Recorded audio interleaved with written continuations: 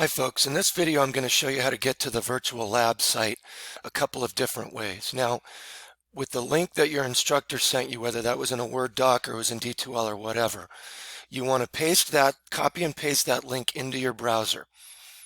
Okay? And then hit enter to go. Now, usually it's going to ask you to upgrade your Flash player. Click on that button and it will allow you to upgrade your Flash player. Okay, once you've done that, most of the time it'll take you to the correct website. Now, occasionally it might take you to this website instead, but you can still get to the virtual labs this way. What you do first is select your location, click on Colorado. Under select your subject, click high school science, then find your book.